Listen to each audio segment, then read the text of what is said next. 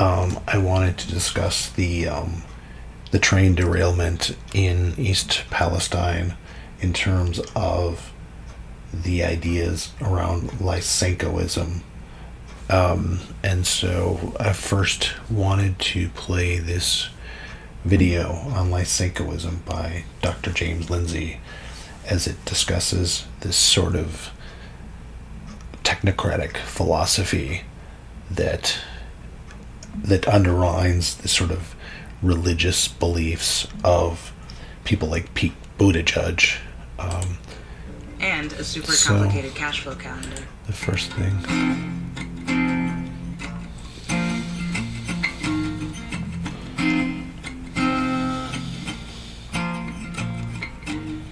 Hey everybody, it's James Lindsey. You're listening to New Discourses Bullets, where I give a bullet point type summary of one topic in woke Marxism you need to be aware of so that we can defeat it.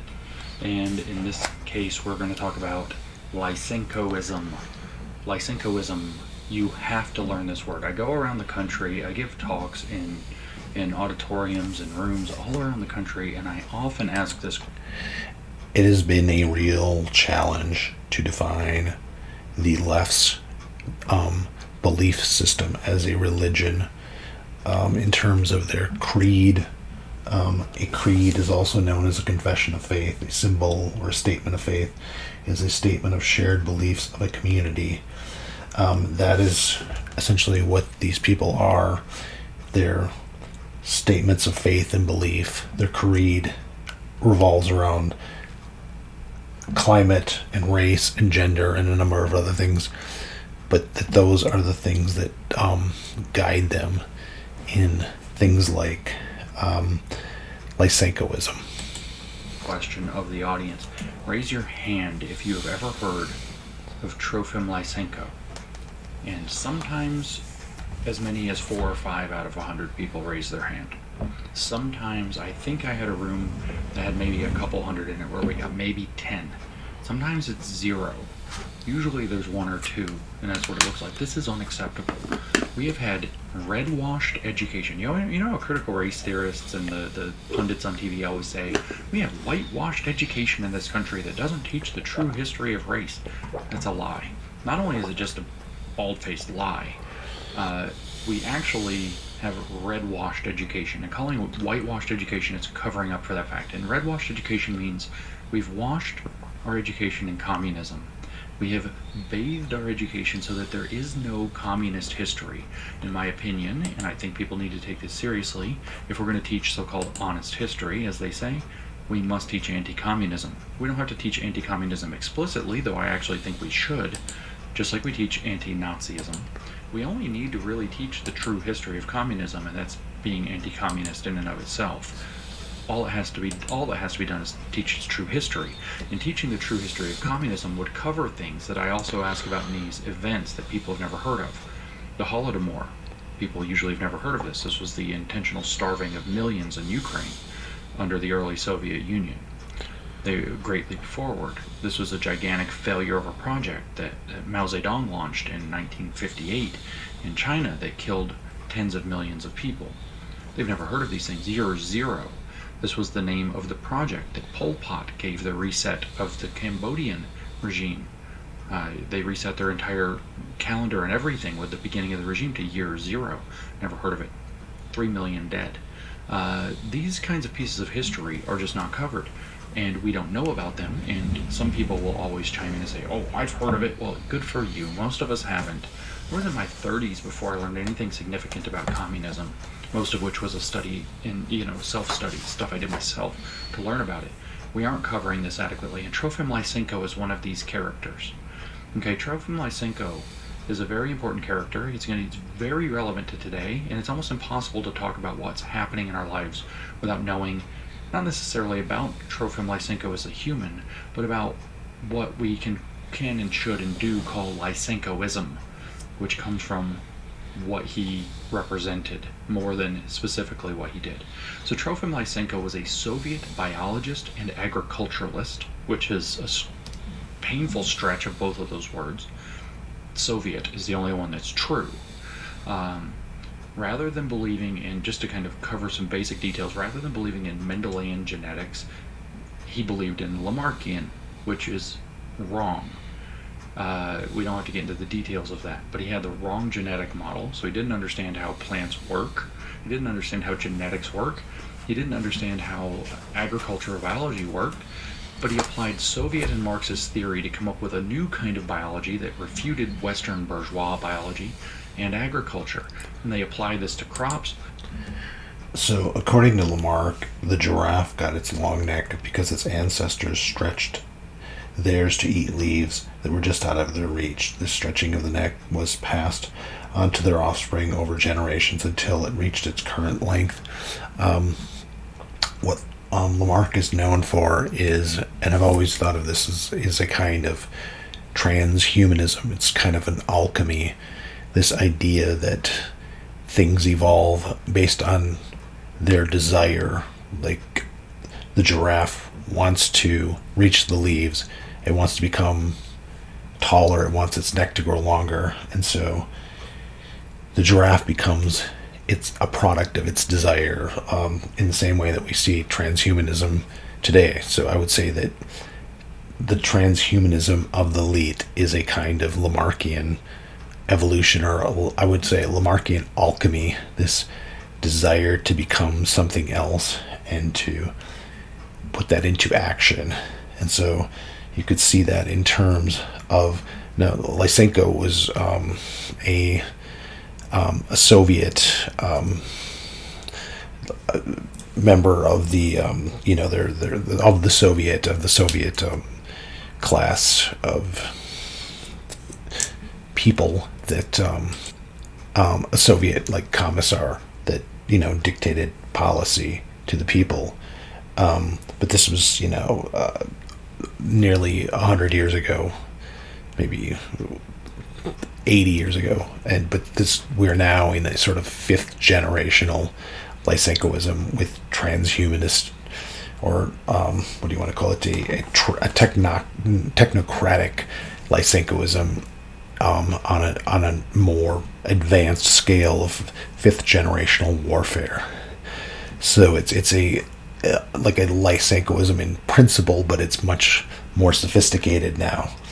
And so I just wanted to insert that. It's much more technocratic, and it's much more of a sophisticated worldview, like that's embedded into things like climate and race and gender and things like that, and a bunch of other issues that go beyond what Lysenko was doing in the Soviet Union.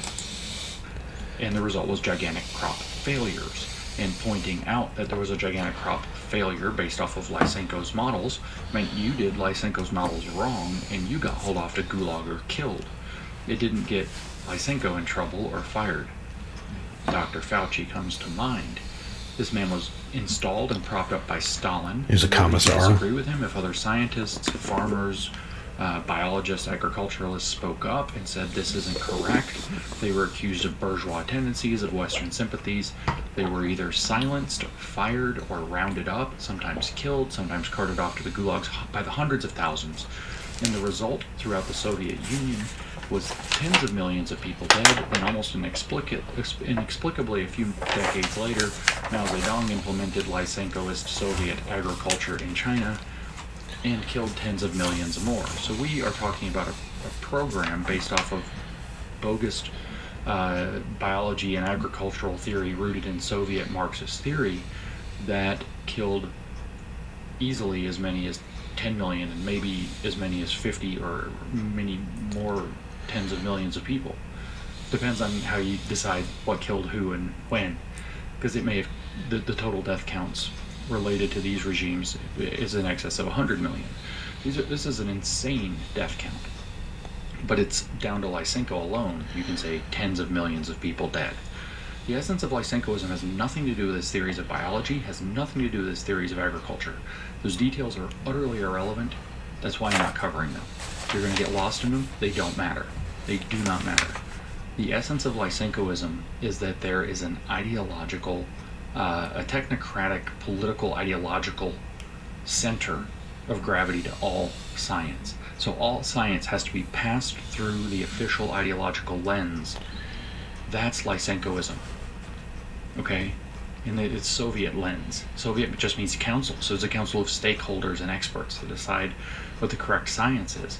The science, capital T, capital S, the science, which Plato called scientia. So the science is Plato's the science, come back to roost. It's what Hegel called Vernunft, for those of you who follow my work with that side of things.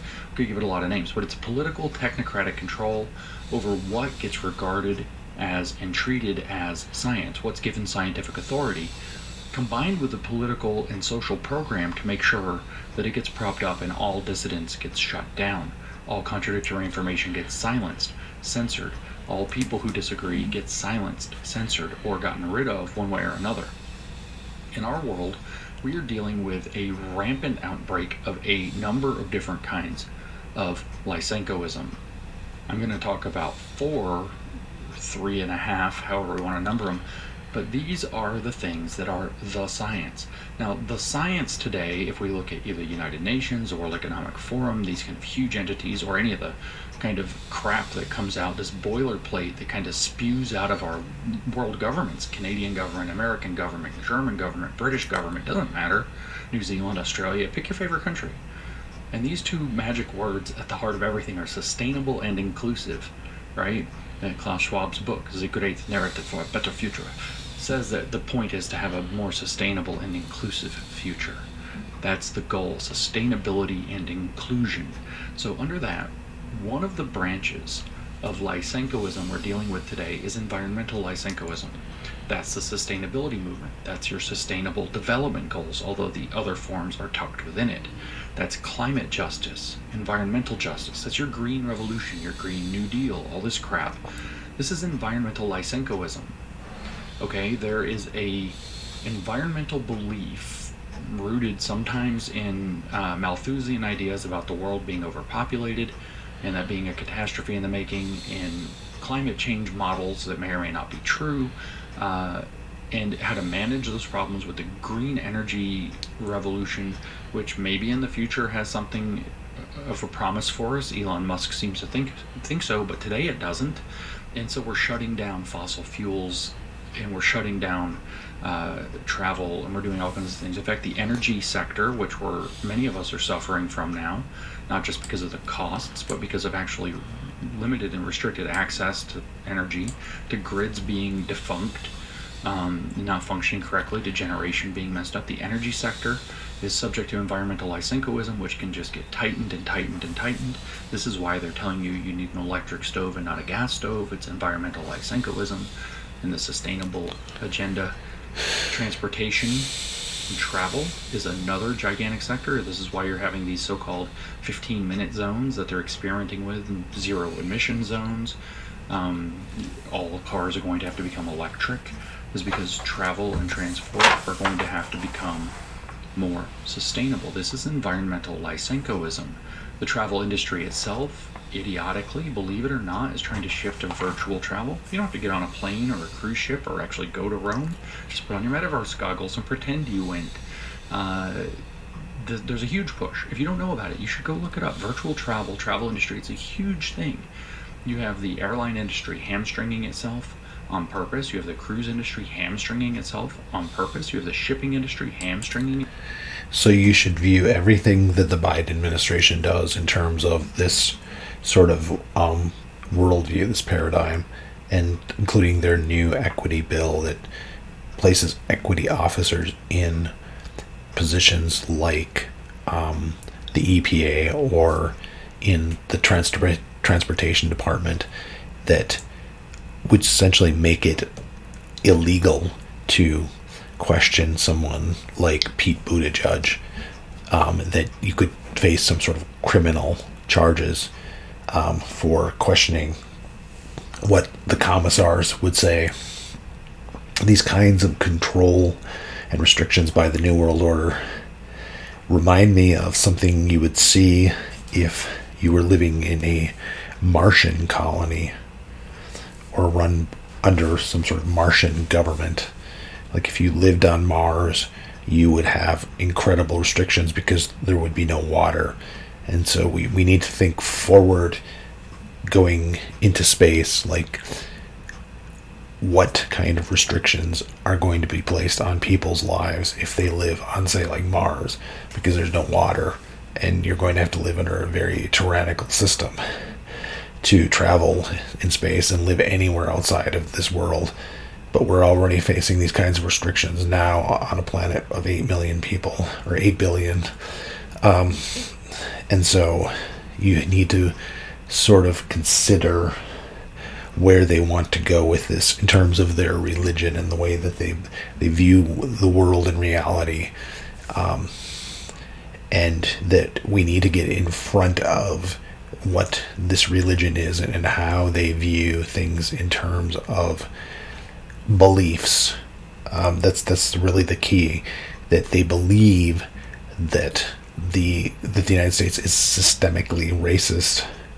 That this is a belief. This is not a scientific fact. It's not proven by anything. It's just a religious belief that they have. And this is, again, just because this is a religion, this is their religion, and this is what has to be defined. It has to be defined as a violation of the First Amendment, of the Establishment Clause of the First Amendment for a religion.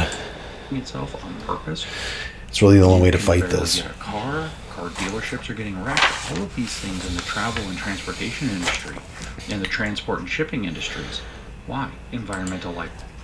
And then another consideration that has to be considered with World War III and the war in Ukraine is, and this was something that has come out a number of times in Vladimir Putin's speeches, but it came out in the one that he made most recently, in that he questions the religion of the West and their sanity and their straying away from their definitions of woman and definitions of faith, and that their beliefs are like satanic. And this is another reason why that it's not NATO that is pushing into Russia. It's the lettered agencies like the CIA and the NGOs and the culture of this woke religion. It's like a kind of jihad against the Russian people, and that this is something that people will resist with essentially everything they've got. I mean, this is what you call like a holy war, really, for them, I would say, and people should view it that way.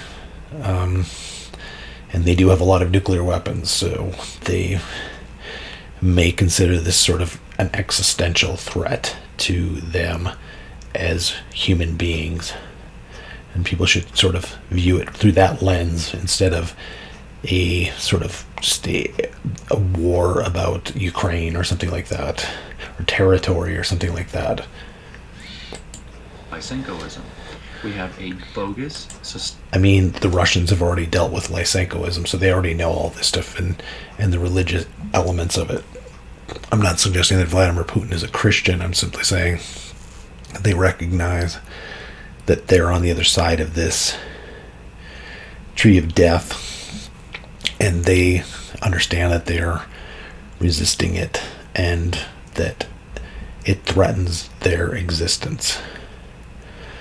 And they view this in an extremely negative way. The religion of the woke, I guess you would call it. Sustainable environmental theory of analysis and application practice, future best practices, whatever you want to call it. All of that's being subjected to this environmental Lysenkoist model. There is a correct answer to those questions, and everything has to be pulled into line, and all science must be passed through the official ideological lens and turned into the science on the issue. This is going to affect movement. This is affecting farming and agriculture. Why do you think they're trying to limit nitrogen fertilizers? It isn't just to starve people or make food really expensive or mess with any of that or mess with supply chains. It's because environmental Lysenkoism. That's what the justification is. foods and foodstuffs themselves. The push to eat bugs, more soy, no beef, less chicken, no meat. Why? Environmental Lysenkoism. It's not for your health. It's because it's more sustainable for the environment. That's environmental Lysenkoism. You can guess what's going to happen. It's not going to work.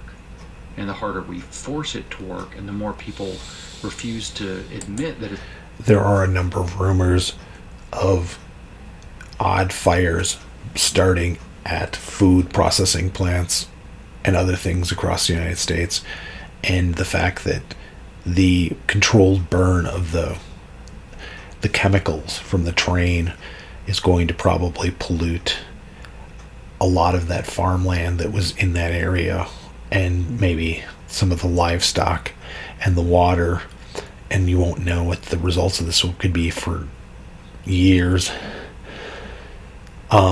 Is another thing that feeds into this idea that there is an attempt to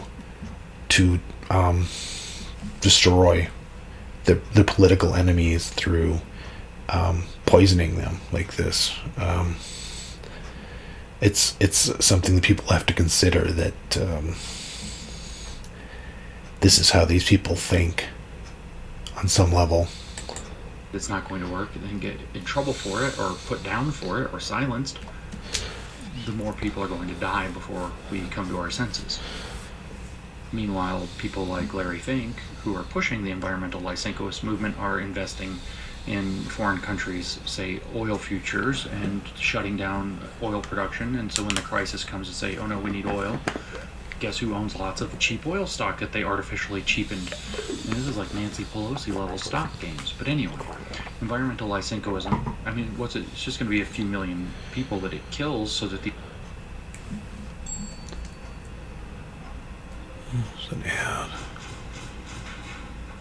these people can get rich, or because they want control or whatever other motivation they have.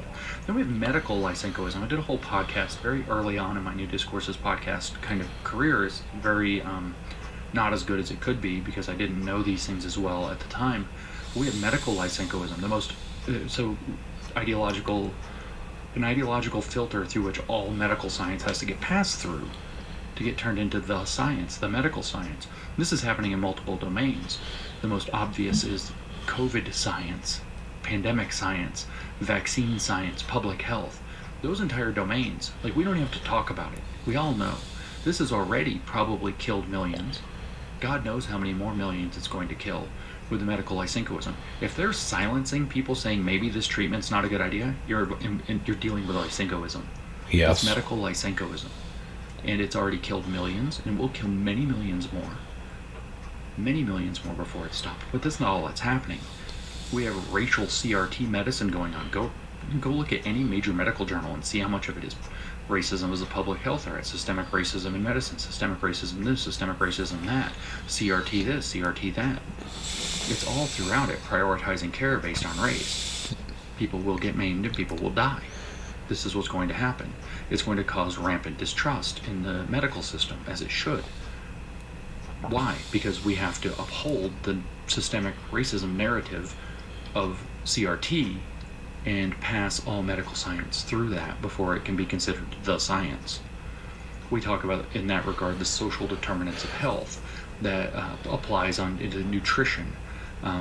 See, health isn't caused by decisions that individuals make. It's caused by social factors that are impressed upon people and imposed on people by a system that has to be now manipulated into changing.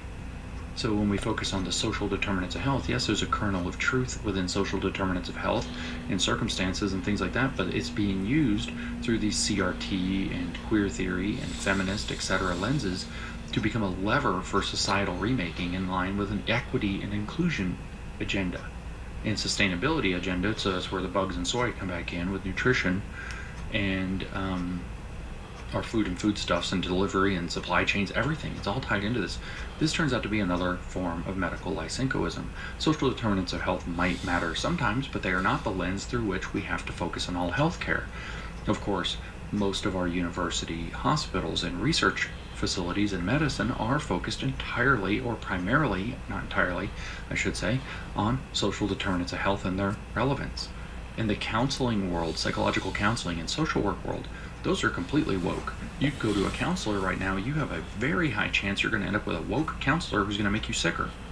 I'm not even talking about the overprescription of things, of mood-altering drugs like stimulants like Adderall and whatever the other ones are, or antidepressants or any of this other stuff.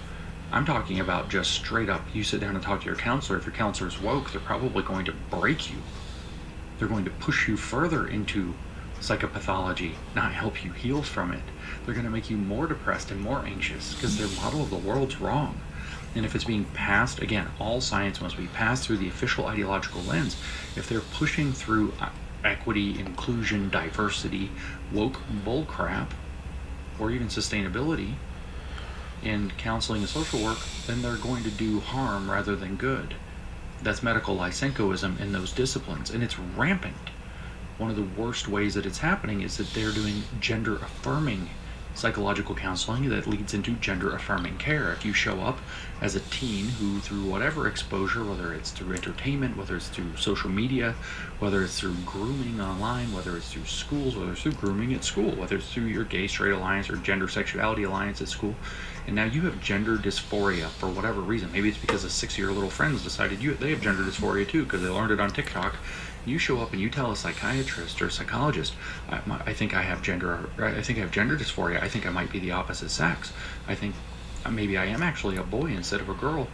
A huge percentage of them are going to enter immediately into gender-affirming care. The state of California is trying to make this the standard of care, probably among some other states. This is what you do. Oh, somebody has a form of body dysmorphia. The first thing you should do. There's also been this sort of accusation that gender has just been assigned randomly by doctors, or sex is assigned randomly by some doctor who just randomly assigns someone their sex at birth. But you could say that these doctors have been about 100% accurate in predicting which babies contain a Y chromosome. That would be an accurate statement. They are very accurate at predicting which baby has a Y chromosome and which baby does not have a Y chromosome. So that's not random. They're not randomly.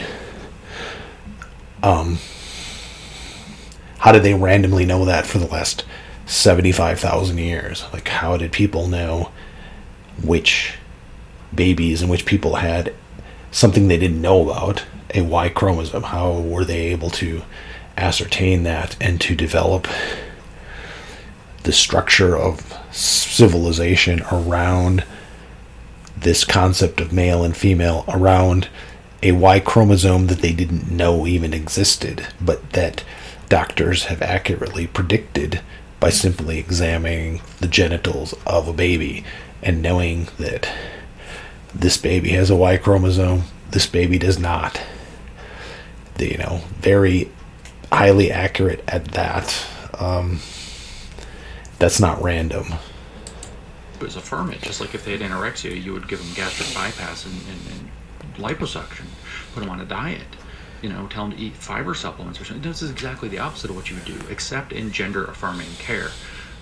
Gender dysphoria comes up, and you are to gender affirm down to the point of where the effects come out to chemical castration, sterilization, hormone disruption.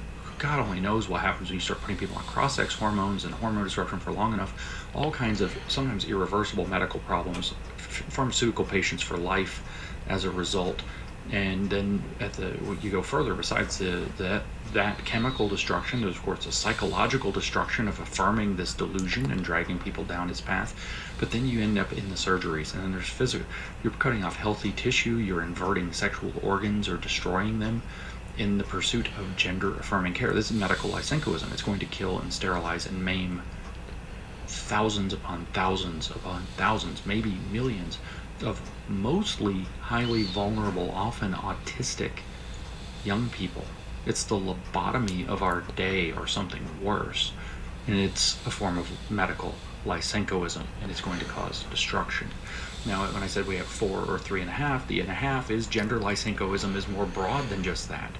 Queer theory and the grooming that's going on around gender ideology, as it gets called, or queer theory, and gender criticality in schools and in entertainment. This is gender Lysenkoism. You're passing all of biology literally now through a lens of queer theory. But even worse, there's a deliberate attempt within queer theory, as I've read on the New Discourses podcast and the Groomer Schools theory, or series, number 2, for example, and other papers, there's a deliberate attempt to rewrite to queer, as they call it, child developmental psychology. Why? Because it builds a body of academic literature, just like those fake public health papers, like racism is a public health threat papers. It builds a fake body of literature saying everything we used to think about child developmental psychology is outdated and old. And so we have new standards now. We have a new basis in queer theory. So things that would have been developmentally inappropriate, like sexualizing children, like presenting them with adult, not necessarily graphic, but violent, depressing, horrifying, scary, dismal scenes, becomes developmentally appropriate under the new developmentally appropriate guidelines written through gender Lysenkoist or medical Lysenkoist transformations of child developmental psychology to justify literally the psychological destruction of children and whatever else it leads into. So we've got not just environmental Lysenkoism and medical Lysenkoism, but kind of down within that and more broadly, tangentially connected to it, we have gender Lysenkoism, but we also have educational Lysenkoism. Now, normally, that's a little bit of a stretch because we don't normally think of education as a science, but this is exactly how they're characterizing it. But what we're actually being pressed with is this thing called social emotional learning. That's supposed to be the cutting edge science of education. And we're going to intervene in kids' social and emotional well-being in order to increase educational outcomes, which, look at the evidence. Is it working? They've been implementing this stuff. Is it working? Like, nowhere. Everything's getting worse. Not only that, the children are coming home depressed, anxious, and screwed up. And the reason is because SEL is brainwashing. And it often works by bringing up age-inappropriate materials. Sometimes that's sexual, sometimes it's violent, sometimes it's depressing, sometimes it's frightening, sometimes it's scary, sometimes it's dystopian. Just age-inappropriate materials, hunger, starvation, dying, death, murder. The same kind of stuff literally, and I mean literally, since we're talking about Lysenkoism, that they did in the Soviet Union with children. They taught them horrifically grotesque stuff from very early ages. Death, murder, blah, blah, blah. Rape, horrible things. Why?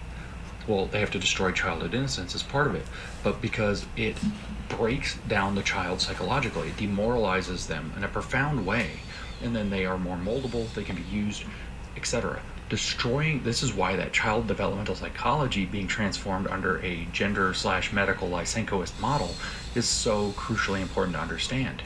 It's not age inappropriate if they change the definition of age inappropriateness. I mean, it is in reality, but it's not here, right? But even further, we did a podcast here, the New Discourses podcast, about what it was titled, it's based off of a UNESCO document titled SEL for SDGs, Social Emotional Learning for the Sustainable Development Goals. This is educational Lysenkoism. The sustainable and inclusive agendas, literally using the educational Lysenkoist SEL brainwashing technique, was deliberately inducing not just discomfort and psychological trauma through sexual, violent, depressing, scary, horrifying, etc. materials, age inappropriate, but deliberately inducing and overcoming cognitive dissonance in a cycle of getting them to accept their role in achieving the Sustainable Development Goals. And SEL, social emotional learning, is positioned as being ideal for overcoming that cognitive dissonance and the emotional stress that it brings up. In other words, emotional Lysenkoism is designed to make kids crazy while selling itself as the cure for the trauma that they've experienced or are experiencing, or the craziness that they have, the anxiety, the depression, the stress, the violence, etc. It's making kids crazy. Educational Lysenkoism will, of course, also lead to deaths if it's making kids crazy, because it will lead them to suicides. This is just true. Just like with the medical Lysenkoism and the gender-affirming care. We know where a lot of those end. We've heard the stories. It's not a surprise. You're taking people who are already in a vulnerable population for that. They end up in a dysphoric state, which is a psychotic state, and then they're given false hope that this thing that's actually destroying them is going to cure.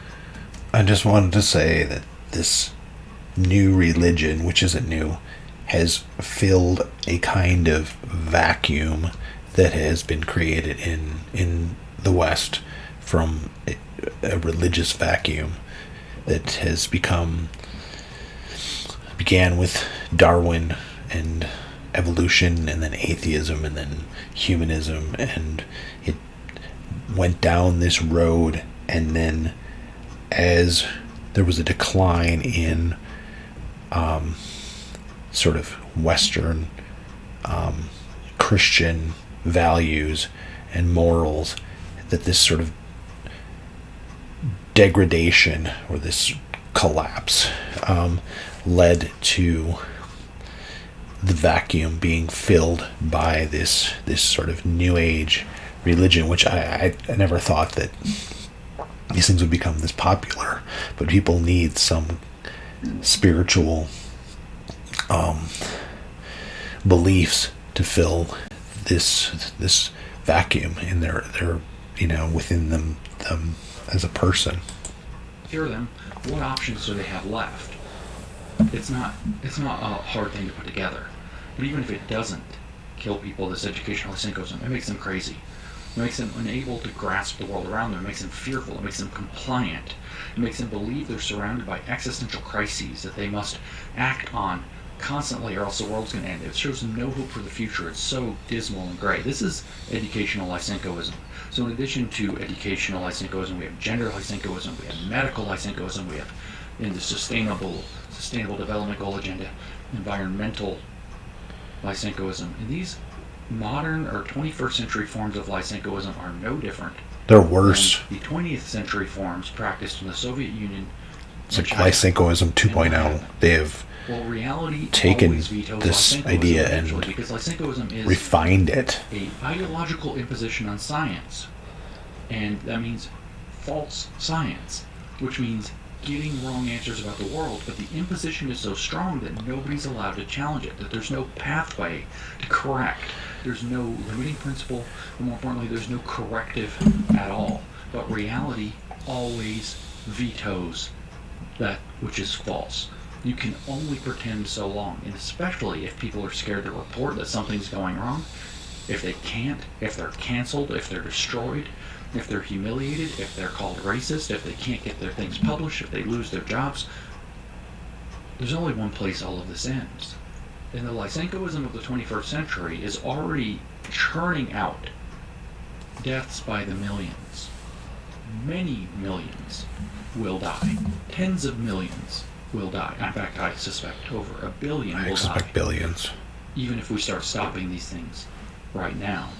It is absolutely crucial that we understand that what's happening to our sciences, all of the hard sciences are being impacted by all of the woke theory and the sustainable theory, in medicine, in travel, in energy, in transportation shipping, in farming and agriculture, food and foodstuffs, counseling and social work, nutrition, healthcare, the whole thing. Public health, I think I already said, education, child developmental psychology, all of these things are the 21st century Lysenkoism. We must understand Lysenko and what Lysenkoism represents, and that we are in a period of rampant technocratic Lysenkoism yet again, and that the result is that when reality vetoes Lysenkoism, millions die. And that's the circumstance we unfortunately find ourselves in.